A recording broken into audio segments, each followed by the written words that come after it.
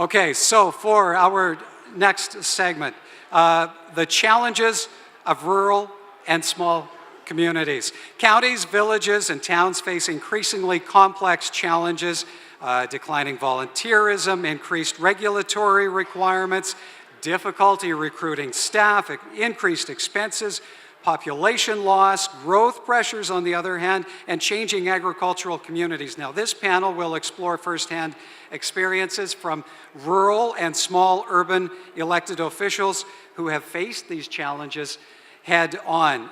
First up, Jerry Iwanus. He's the past mayor. Iwanus. I actually asked for that pronunciation first and I screwed it up. Jerry, I apologize. Okay, and he's past mayor village of Bawlf.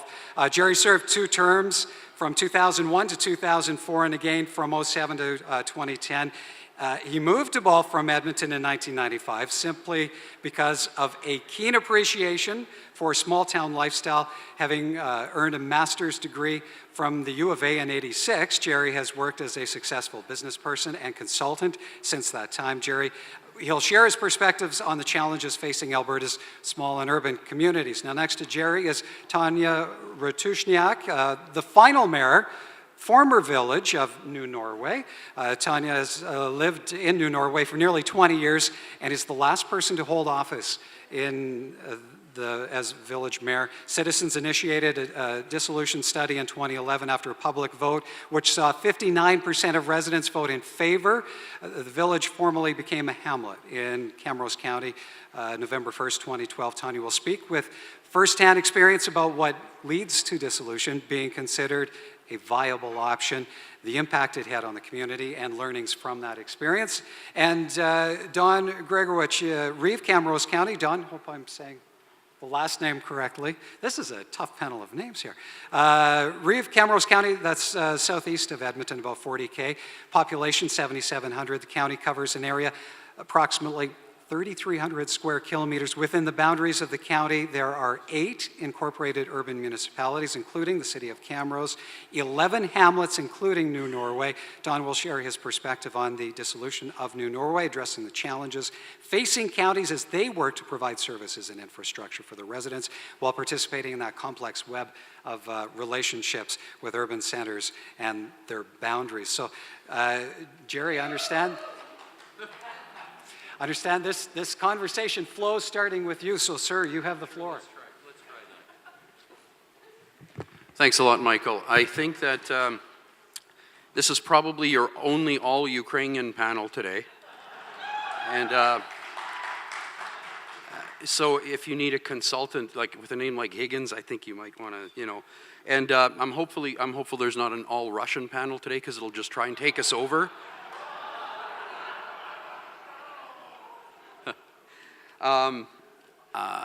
I was mayor of Village of Bawlf last time between 2007 and 2010, and folks there decided that in that election that I should find something else to do with my free time. So I want to congratulate the City of Grande Prairie for its excellent recycling program because it's recycling this former municipal politician as we speak. Anyways, and now I also, among other things that I do, I also have the privilege of serving on the Senate of the University of Alberta, and that's great because it's all the kinds of stuff that you folks do in terms of promotion and ambassadorship and those kinds of things, but without any of the responsibility of making tough financial decisions, so it's a perfect fit, Anyways, I want to talk a little bit about the Village of Bawlf, but I'm also going to talk more specifically about something that I wrote about amalgamation about 3 years ago, based on my experience in the Village of Bawlf. And Mayor Given has kindly printed a number of copies of that article, which will be found at the back. So if there's anything in there that you find of value, you can certainly take a copy of that with you. So I figure mostly, well, this is not a really old crowd. One more comment that I'll make, though, is that I look around the room here today, and I don't see a lot of tags on people from municipalities the size of the Village of Bawlf or what is now the hamlet of New Norway. And that's really too bad because it sort of speaks to the idea that it's tough to find money in the small towns to send people to functions like this. For a city the size of, even St. Albert or Cold Lake, it's, you know, whatever few $100s it costs to come here, in the big picture is not that big of a deal. And yet I would argue that every small town, Paul, in Alberta, the smallest ones, should be here to listen to these sorts of things, because there's some critical information to be garnered from all this. So, but that sort of speaks already to some of the difficulties that small municipalities find themselves in. So I'll talk a little bit about what my thoughts were on consolidation not long after I was sent on my merry way out of office. Many folks here probably remember, not directly, but know of the conscription crisis in 1942, where Prime Minister Mackenzie King said, conscription if necessary, but not necessarily conscription. And that's kind of the way I'm seeing consolidation, or that I have seen consolidation, where we should talk about consolidation if necessary, but not necessarily consolidation. But I'll sort of lead you through that. 3 years ago, there was a post by my good friend Mayor Bud James of Killam, and what he talked about is broadening the definition of community, because, Mayor from Cold Lake talked a little bit about this too. Small communities can cooperate and work together without competing for scarce resources, but the idea of community is as narrow or as broad as we choose it to be, and too often we let our definition of community be defined by municipal corporate boundaries, and it doesn't in any sense have to be that way. The more broadly we define communities, basically the more we can achieve together. I'm going to tell you a little bit about our relationship with Camrose County. Now, Don is the Reeve of Camrose County, and you'll see where, and that's important in what I have to say here too. There used to be meetings that we had when I started being mayor in 01 to 04, they were called Mayor's Administrators meetings. So all the mayors and administrators from Camrose County and the small munis within the boundaries of Camrose County would get together.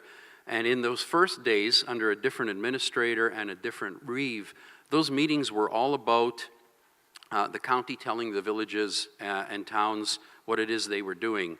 And it was basically a big brother, little brother kind of a relationship. Eventually that changed. Don became Reeve. There was a different administrator, and a different tone emerged. And those meetings evolved into not the county standing up there and talking down to the small munis, but became a much more of a collaborative type of arrangement, where we'd sit around and talk about issues that affected all of us. And at first the city of Camrose wasn't real eager to be part of that. And then they eventually came on under former Mayor Clarence Mastel, who said, and I think that he's very accurate in this, that stronger surrounding communities make for a stronger Camrose. Don was, and I credit his leadership greatly. I have a great deal of respect for Don. We've become friends over the years. But it was that change in tone and personality that made those meetings a collaborative process instead of a top-down process. One of the things that Don did was suggest a rotating chairperson. So instead of the county chairing the meetings, all of a sudden, everybody had a turn at chairing those meetings. And it just changed the whole tone of it. And I can't say enough good things about the groundwork that laid for some of the stuff that was done. There was just an atmosphere of trust and goodwill that just allowed a bunch of good things to be accomplished. So what were some of those things that we accomplished once we started working together under Don's leadership? Well, there was the purchase of a common sewer flush truck. Not a really sexy topic, but you know what? It's a big deal. That's a big piece of capital equipment. We talked about the possibility of sharing a municipal intern. We talked about, and this was critical, talked about what, for all intents and purposes, became a regional fire commissioner. And it wasn't already when I was on council, but ultimately that came into being, where there's an emergency services management coordinator kind of thing that deals with all of municipalities. And that was one of the things that came about from those mayor's administrators meetings. We also did other things like have joint meetings with the 4 area MLAs. Before the last change of boundaries, Camrose County was literally served by 4 different MLAs. It's now down to 2. So you try and get these guys in a room all at once so you can have a chat with them. And you know, we talk about herding cats. Well, this is just a perfect example of that. But I remember there was one time we wanted to get them all together, and as soon as, you know, 2 of them that weren't going to be there found out that the other 2 were going to be there, all of a sudden all 4 of them were there. So when we you know, if I want to meet with, when I was mayor, if I want to meet with with an MLA, yeah, you know, I might get that meeting in a timely way. I might have to wait, whatever. It usually happens. But when you say that, geez, all of us are going to be there, all of a sudden they're more inclined to get together and listen to what we have to say. We also had a meeting with our MP and we talked about other joint initiatives as well. And we thought that by doing this, this fit in well with the province's dictum that municipalities should find ways to, you know, cooperate and collaborate. So we took that very seriously. Just as an aside, something I really believed in that we needed to be doing. I guess I didn't sell that idea well enough in the coffee shop in Bawlf, and it's not the things that people really focused on as being important, which is one of the reasons I didn't get reelected. So, you know, it's, I thought it was a critical thing. I think we set up some good things to do, and the chips fell where they fell, but that's how it worked out. So if cooperation and collaboration are such good ideas, then why not go all the way with that? So why not eliminate small municipalities entirely, get rid of their incorporated statuses, figure out some other way to represent them? And so would it not make more sense to have a single political and administrative entity govern an area with just over 10,000 people, not counting the city of Camrose, rather than have all these separate little villages trying to do this, right? You'd think this makes some intuitive sense. Excuse me, why don't we just work together and you know, become a team kind of thing, you know? And there was a precedent for this, of course, and that was the consolidation of all the individual school districts into regional divisions, which started in the late 1940s. So this kind of stuff's been done. You know, as a mayor of a small municipality, I was painfully aware of how difficult it was to find resources to provide even a minimum level of service to ratepayers at a reasonable tax rate. You all face that same question. It's magnified because of the small dollar amounts and small population amounts in a village the size of Bawlf, which is now about 400 people or so. It's all well and good that the province provides grants and that kind of things, but it's not nearly enough to deal with these significant and relentless infrastructure needs that all municipalities have to address. Those are critical things, and you know that. I'm preaching to the converted here. Now, counties and other rural municipal districts have access to certain types of revenue sources, like linear assessments, that smaller urban municipalities like Bawlf do not. And so when the county sits down to hammer out a budget, they're not questioning and battling over every $50 increase in expenditures the way we did when we sat around the council table in Bawlf. Do we really need to spend that $50 on this? People in the crowd at one of our forums question, do you really need to use color in your newsletter? I mean, that's the level that it gets down to, you know? I'll save my comments on that one. But it would seem to me that county-wide revenue sources could go a long way in a single consolidated municipality. That's my, you know, sort of my thought on that. So where does these things make the most sense? Well, roads is the most obvious example of that. Counties have the expertise, they have the equipment, they have the buying power, you know, that you can accomplish things with roads and sewers and those kinds of things that as a small village, it's impossible even to get your head around at times in terms of the large amounts of money involved. Another one of them is fire departments. And fire departments are interesting because I'm not a real expert on this, but my understanding is fire departments in Alberta evolved from being independent cooperatives to eventually becoming part of the municipal structure in the province. And here's an interesting stat. In Bawlf, there have been, I wrote this in the original article in 2011. Prior to 2011, there had been only 2 fires within the village of Bawlf boundaries in the 10 years prior. So approximately 98% of all incidents to which the Bawlf Village Fire Department is called occur in Camrose County, occur in the rural area, yet the village's council and CAO are fully responsible for overseeing the department. Now, I see that as a disconnect, and I strongly feel that all firefighting should be solely the county's responsibility. Some counties have done that. My understanding is Brazeau County did that. I could be wrong about the details of that. Perhaps there are others as well. I know Beaver County coordinates on that sort of thing in a different way than Camrose County does. But all the fires are in the county. The county should be the one manning the departments, and the villages should pay a stipend every year to the county so that they can manage the department there. And some of the departments are hugely unprofessional. I'm sorry, I'm going to lay that out there. Some of the departments are staffed by well-meaning volunteers. The previous Bawlf Fire Department, and I won't pull any punches, but are a lot better at playing cards than they were at running fire practices, and I don't think that's a good thing. My feeling is that if the county ran those things, that there would be less of a chance for that sort of nonsense to occur. So why hasn't there been a stampede to, dissolution, amalgamation, and coordination of services like that? It would seem that life would be so much simpler in many ways. Maybe it could be handled by, small urban clusters could have a seat on county council, so that particular way of arranging our residences could be represented at that level. There's ways of doing that, I guess. As Mayor Bud James said, small communities can always exist within broader communities. Certainly you should not be concerned that the loss of your municipal corporation through dissolution will mean a loss of your community. It is up to us to make sure communities continue to exist. And there are some great examples of that in my neck of the woods. Round Hill in Camrose County is a hamlet, and I would argue that Round Hill is one of the strongest communities in Camrose County. They have an ag society, do a lot of different things. I have a tremendous amount of respect for how they handle their affairs, and they're a hamlet. It doesn't seem to need a mayor or a councillor or a council or municipal boundaries to be a good community. Mirror in Lacombe is another example of that. And so, you can be a community without being an incorporated municipality. But each situation is different, and it's not necessarily worked well everywhere it's been tried, particularly with regard to amalgamations in which two larger municipalities are part of the equation. One example, my wife's family is from New Brunswick, and the city of Miramichi was founded almost 20 years ago by an imposed amalgamation by the province, and it's a collection of Newcastle north of the river, Chatham south of the river, and a bunch of smaller municipalities as all part of this elongated city of Miramichi now of 20,000 that's along the Miramichi River. And to this day, and I've sat in other council meetings because I guess that's what I do on vacation,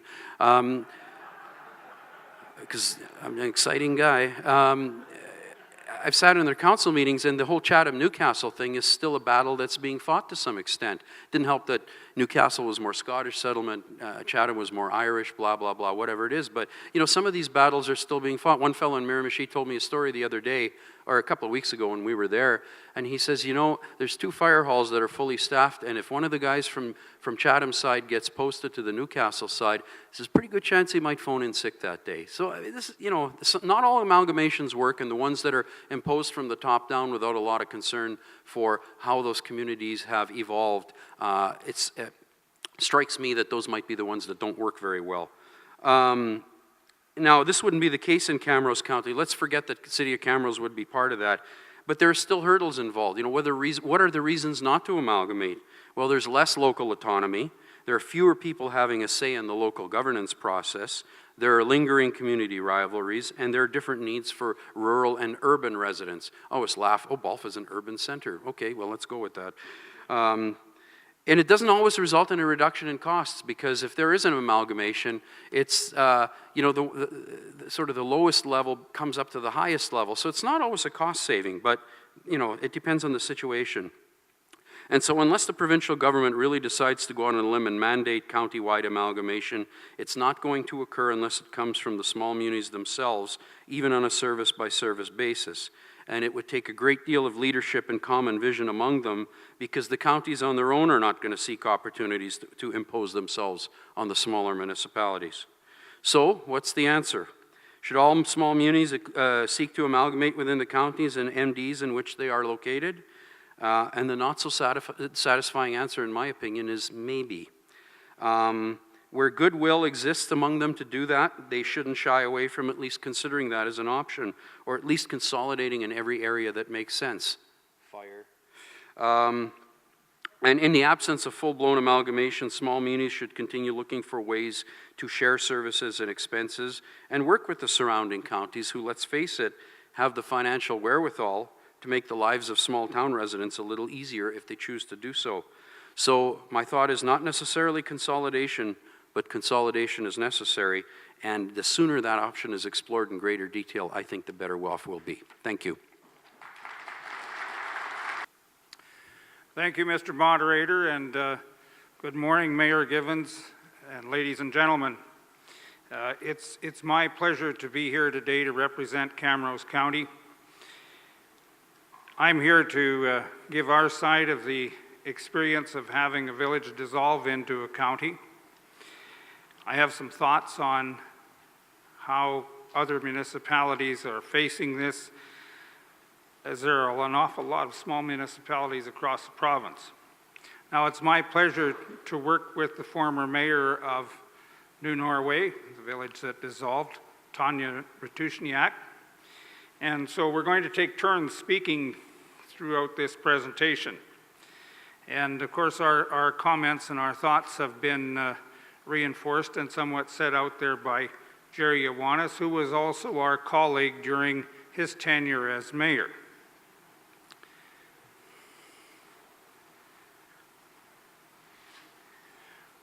Just a quick shot of where we're coming from, and you can just kind of pace us out here in the province. What we'll do is just give some background demographics to our communities, and Tonya will go first. All right. Our community there is over 100 years old, and I love the fact that we are a small community. I love rural. We choose rural.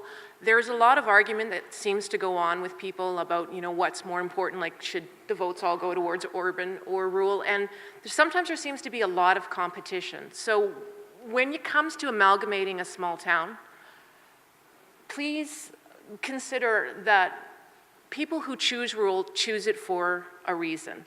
My normal day job is I'm a registered psychiatric nurse. I have found a background in mental health very helpful in dealing in a lot of political situations, especially when this whole dissolution study went on. Do you want to just click the next one there? All right, you can do the background on that. I'm just going to talk. So he's going to talk more about the logistics, due to the fact that I love, you know, the whole mental health thing. I'm going to talk about emotions and feelings. Okay, from our point of view, demographic-wise, as you saw on the map, we're located southeast of Edmonton in a farming region. Physically, we're approximately 35 miles wide by about 80 miles long, and within that we have a number of geographical landforms ranging from a river, lakes, creeks, knob and kettle topography ranging down to flat prairie. We have a population of about 8,000 people. Agriculture is the backbone of our community, along with other commercial interests, especially gravel extraction, grain processing, and there is some light industry. Now, within our county are 11 hamlets, which we look after. 6 villages, which are autonomous, the town of Bashaw, and the city of Camrose. The diagram that was up there earlier that Mayor Copeland put up of the circle with the city in the middle is approximately what you see when you take a look at us. The city of Camrose is kind of in the middle of where we are. Like many, many other municipalities across the province, our county is composed of many communities, and some of them range back to the days of the one-room school. And those sense of communities still exist, and one flows into the other. So it's the old story of, well, when does one community end and when does another start? So what we'll do to you now is kind of outline the process that happened when dissolution began to be discussed. These are the kind of the 4 areas that we're going to take you through. In 2010, we learned that dissolution was being discussed by some of the residents of New Norway. We, of course, had no part in any of these conversations.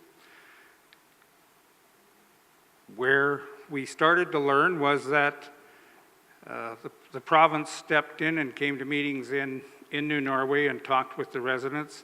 The next thing we knew, our administrator was given a questionnaire to fill out, which was a thorough examination of our county. It took the man a full solid week to fill out this questionnaire. We got no recommends from the province for that. And that was the state of where we were at as this conversation was going on. Now, the dissolution vote was held, and the results went to the minister, and he declared that the village would be dissolved, and so on November 1st, 2012, New Norway became part of our county. Go away. All right. Every small community that if you are a larger center and you're thinking of absorbing, you have to understand there are some things that we're very passionate about.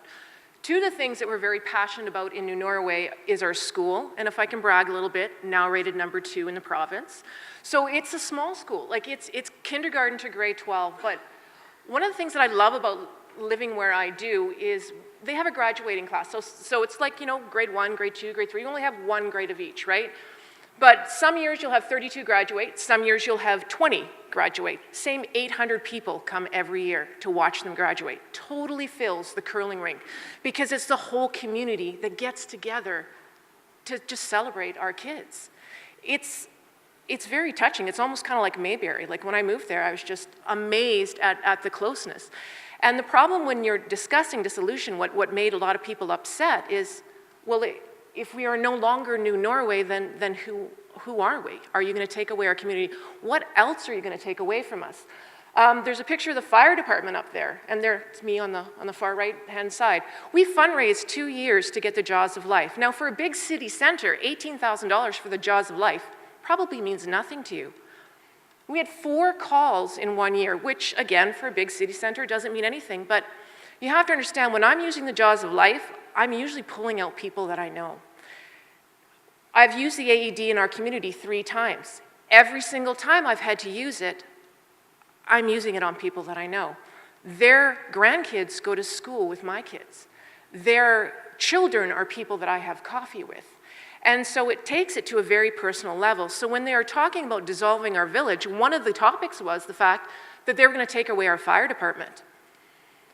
I can't tell you how upset that made that residents, because it's 25 minutes from Camrose, 25 minutes there, and 20 from the other side. And if you're the kind of person that works on the fire department and you're holding somebody in C-spine and you're thinking, okay, great, I got 25 minutes for the department to get here, it's a very frightening experience, and especially since you see these people every day. And so when we felt that we were threatened by them taking that away, and it hasn't been the case yet, and Don will talk about that later, and actually it's stronger now than it has been, but that was one of our hugest fears. The other thing is the fact that we do love our school so much, we're afraid that, with the Battle River and the way that division was going, that they might decide, well, you know what, Camrose, it's not at full capacity, we're just gonna take away your school. You shut a school down in a community and you've killed our community. And when you talk about dividing lines, for us, it would be anywhere that school goes to. And it's amazing, and people are just very passionate about that. Next. Oh, I have it, sorry. Sorry, Don. It's okay. Yeah, okay. So then we also have just a picture of our little town office and our community hall. The interesting thing is when we were going through the dissolution process, downstairs there used to be a cafe. So of course when this whole process was starting up, then people would hold court, right? So they have a little bit of knowledge and now they know everything. And then of course once the rumors get talked about a couple times, it's now fact. And it was very destructive, and sometimes it was very hurtful. I mean, I've lived in that community almost 20 years, and depending on which side people thought that I was on, I would go even just pick up my mail, people wouldn't talk to you. People stopped talking to one another. So people who've lived in that community for a long time just stopped talking. And it was very disheartening to see all the infighting that happened there, and especially with just a community that is not very aesthetically pleasing, but is truly filled with just wonderful, wonderful people. Sorry. So the other things we have is just, you know, we have our little golf course, and we have a sense of community. We try to keep up our history. When we had our 100-year celebration, I was so impressed. There was like 450 people that came back to the community, and we just had a big, you know, blowout supper. And so our challenge when we were going through all of these discussions was just what makes us who we are, and are we still going to be who we are? And if you are thinking about joining with other things, other communities, I know we don't have the population. You know, when you look at a small town like that, you think, well, you know, this city is this size and this, but to us it is very important to feel like we are heard. Everybody wants to be listened to. Everybody wants to feel like they are heard, and their values and their morals are important to them. It's who we are. All right. You're up, Dawn.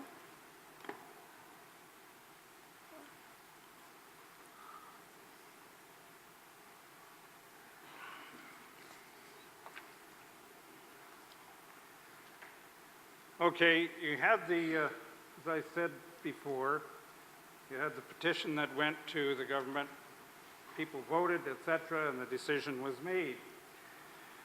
So on the 1st of November 2012, we received a letter from the province saying that now we had a new hamlet. Instantly, we became responsible for operating the services within that hamlet. We kept some of the New Norway Public Works staff on to help us with the transition period. And for example, one fellow had been doing a great job of managing the water delivery system, the water treatment plant. We kept him on. To be blunt, we didn't want to get into a situation where we might have a problem with public health in the form of poor water.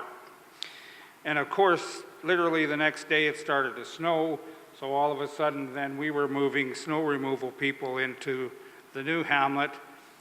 It worked well. It meant a slowdown for snow removal in some of our other areas.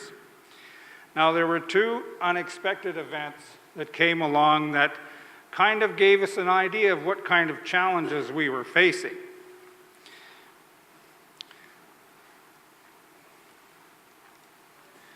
The first one was when we examined the water treatment system and the water delivery system, and you have a picture of the water tower there, and that's kind of symbolic of what we found. That water tower was first built in the 1940s to handle steam trains in Wetaskiwin. It was moved from there to New Norway, and it served the community well for over 50 years. It had some severe challenges to it. 11 days after we received the letter saying we had a new hamlet, we got another letter from Alberta Environment. And they told us, they said, your wastewater system has been reviewed and there's some serious deficiencies. To bring it up to an acceptable standard will probably cost around $5.5 million. Do it forthwith. I have to tell you that our first impulse was to reply to the person that wrote the letter and tell him to do something biologically impossible.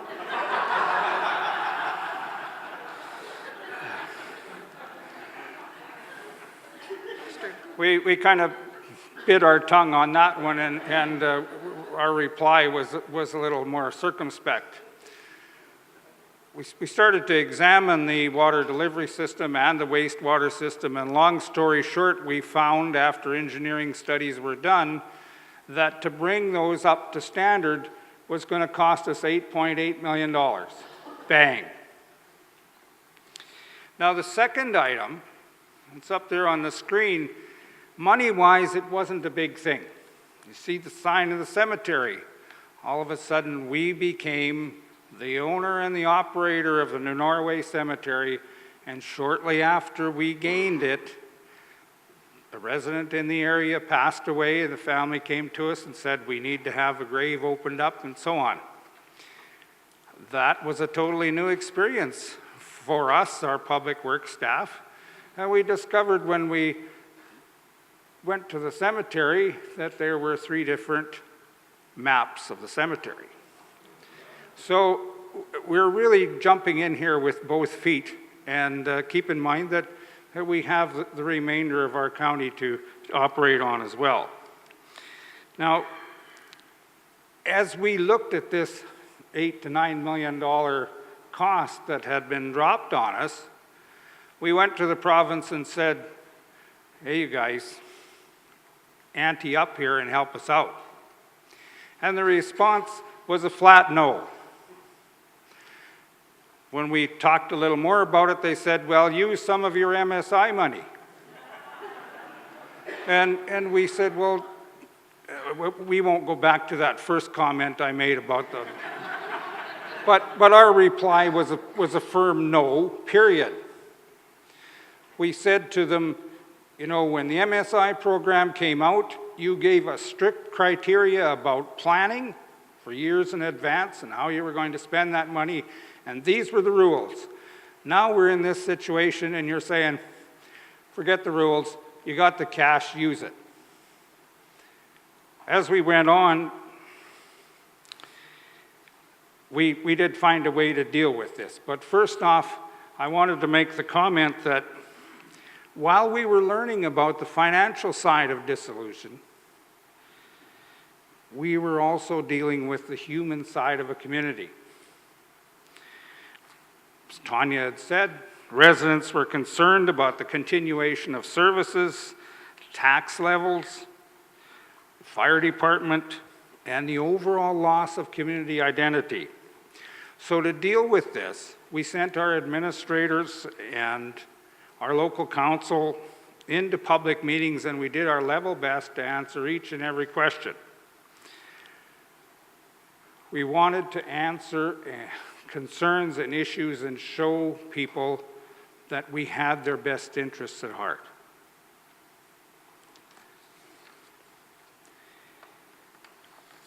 So in dissolution, it's important to remember that you cannot discount the social impact of dissolution, and the need for empathy and communication is just as important as physically dealing with the demands of infrastructure. Now, we also need to remember that the remainder of the county operation could not be jeopardized, that other programs and operations could not be delayed, disbanded, or ignored. Fortunately, we had a tremendous staff and administration, and we met all the challenges. We hired more staff and we bought more equipment. Now, in order to deal with the challenges of upgrading the water and wastewater, in the end, we ended up prying $1 million out of the province. We ended up going to a local improvement tax. And so for the water distribution system to bring it up to code, we're still working on wastewater, mind you, but we're limping along there.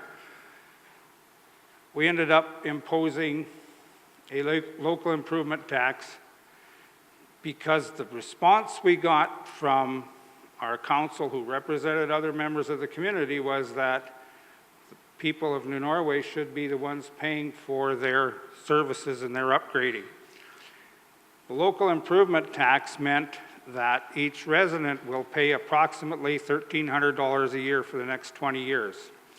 Interestingly enough, when tax notices came out, the tax that was assessed, the individuals, residents in New Norway, dropped approximately 80% because we used our county mill rate. So the amount, even with local improvement tax, that residents are paying is in many cases less than they were paying the village of New Norway previously.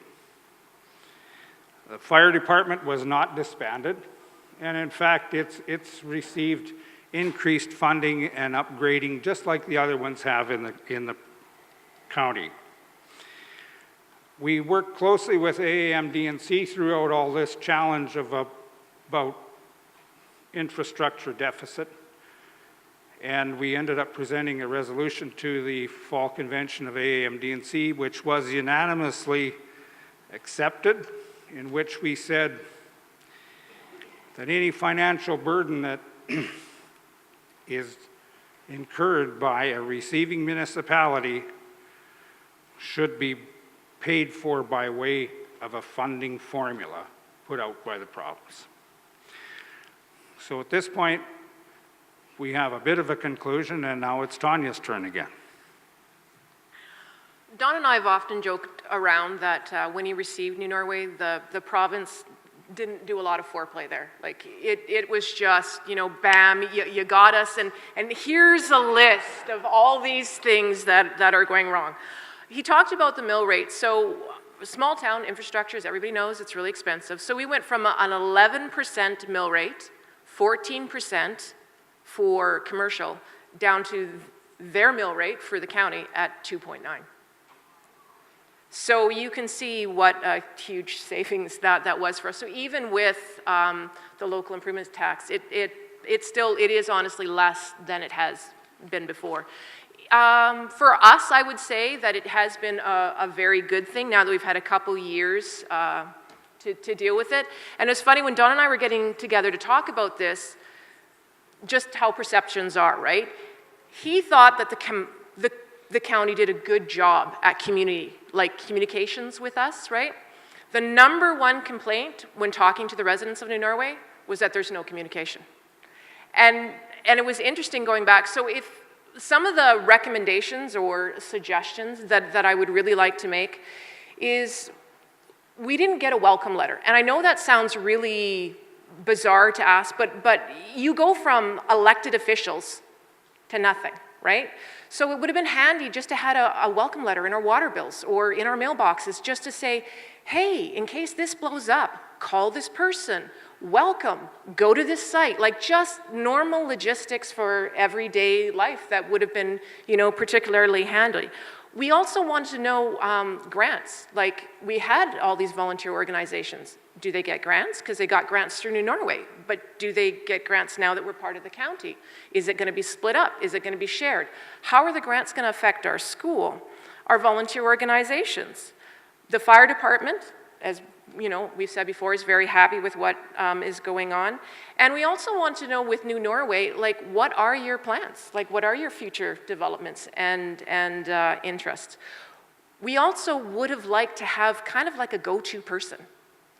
Because the thing is, if you go from 3 elected officials now to nobody, like, the question's like, well, what's happening with that water tower? Why is that road being dug up in front of my street? Who do you call? And so that would have been really quite helpful for us. And then just tell us where we're at, where we're going. Because Don, like, the county has gotten some amazing, like, you know, grants and things for us, but it's politics. If nobody knows about it, does it count? Because we don't know. And he said, well, you know, you have your county councillor. I could go to New Norway still and pound on the door, and I bet you nobody would know who they are. So, like, so that would just be kind of interesting, just to have more information and a website. It would be really handy from the New Norway perspective, because I'm sure we're not going to be the only village that they're going to, you know, amalgamate or go through this process, that there's just a link, like New Norway, click. These are the services. This is where you need to go. Just something. It's a Google information age. Just put those links on there, and then we'll happily go find the information ourselves. All right. Thanks very much for having me out. It's been fun. Yeah.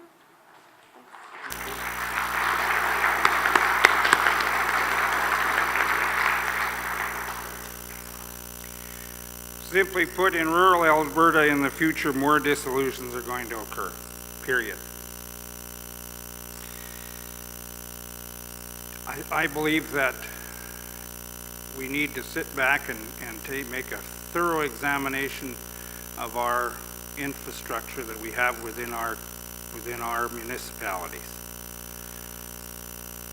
it's been a natural thing that out of sight, out of mind, and then when something happens, we realize that we've got a tiger by the tail. We really do need to somehow put together an ongoing strategy which tells each municipality the state of the infrastructure within your boundaries. What you're going to do with that depends upon the amount of cooperation that I believe is necessary from surrounding municipalities and from both the federal and the provincial government.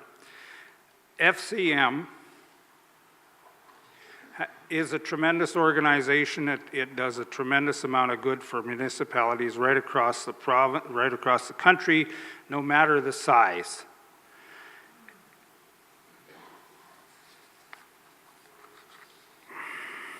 It's daily bringing awareness of the challenges that we face to federal levels of government. We need to make sure that we are strong members of FCM and that we take involvement in it. And to use a phrase from them, they say we need to work side by side to identify our challenges, analyze options, and develop effective ways to overcome the issues that we face. In the words of a former cabinet minister from Alberta, we need to collaborate, communicate, and cooperate on all levels of government, starting now. Good morning. We'll take one quick from the back. Okay. I'm short. I'll stand up. Sheldon Bossert, Deputy Mayor from Fort Saskatchewan. I find it curious in speaking to the two individuals from New Norway. The Municipal Affairs Minister at the time is also the author of 13 Ways to Kill a Community. And so I'm just curious to know, when the decision came down and you were dealing with the province, what kinds of messages you were receiving from the minister at that time in terms of what his book was saying in terms of cooperation and ways to keep a community vibrant, where on the other hand he's saying it's time to close the doors.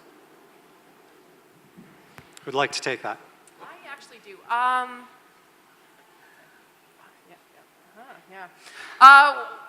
To be honest about that, it was a little bit annoying. You know, Doug Griffiths would come in the office and all sunshine and flowers, knowing full well that he had decided to dissolve us. Because you have to understand, when you're in the middle of a dissolution study, nothing gets done. Nothing can happen. Everything kind of drags out. So he already had made the decision to dissolve us without really letting us know. So it was from my point and from the point of other people, it was a little bit frustrating. Don, you might have a different opinion about the whole sunshine and roses? No. Okay. No? Jerry? It's best not to say anything. No, I think the actions of the provincial government afterwards, when the problems were identified, are a reflection on the ministers that were involved. And to be blunt, talk is cheap. And also to add to just talking about the reservoir, it was very interesting for us, like when we were just a small little village, right, with such limited funds, we had like 2, 3, 5 years to deal with this problem. That's what Environment Canada told us. The minute that they took us over, they had 2 weeks. So it's interesting that the government perceived, oh, they have deeper pockets. Now it all of a sudden is a problem, right? So. A.J. Georgie, Mayor of Spirit River. I lived in the 3 prairie provinces and 3 communities the same size as Spirit River, been involved in mergers, everything from credit unions to school boards to even right down to local recreation boards. Every one of them was fought tooth and nail by this fear-mongering. The populace is going to come down on us. You had 41% of your people in New Norway vote against it. If they had to vote now, 2 years after, what would it be? That's a great question. It is a good question, actually. And it would probably, now that we know what we know, they would still vote probably more resounding for the county, right? Because the things that we cared about weren't affected. The things that we're passionate about, our fire department and our school, are still thriving. So those two things weren't threatened. Because in my experience with all these mergers I talked about, a few years later, nobody would want to go back. Okay. There They you go. all loved it where it was going. Yeah. The percentage voting against it or going back the way it was would be extremely low. Yeah. Well, You know- change is fear. You know, and because I've been married more than once, I know these things. That you know, the marriage is okay up to a certain point, and your life after the marriage is okay because you meet somebody new or whatever, and life moves on. It's that period where the dissolution is occurring that the problems are all, you know. But after that, it becomes a lot better, you know. Barry Morsheed, I'm the Deputy Mayor of the City of Brooks, and we've talked about one of the things that stands in the way of this community building and another look at municipal government is the funding issue. The county had the same thing with the village of Tilly that just dissolved. It was $6 million in the hole.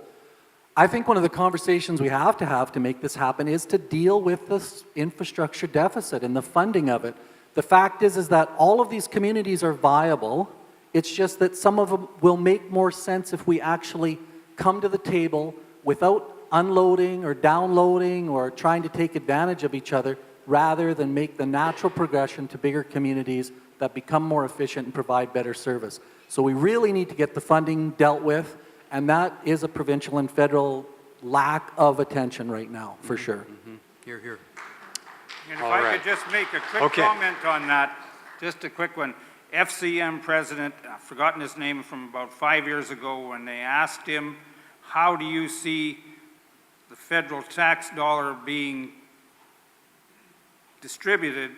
He said, at the moment, we're getting 8 cents out of every dollar. We should be a third, a third, a third. Now, maybe that's a bit extreme, but we do need more than 8 cents.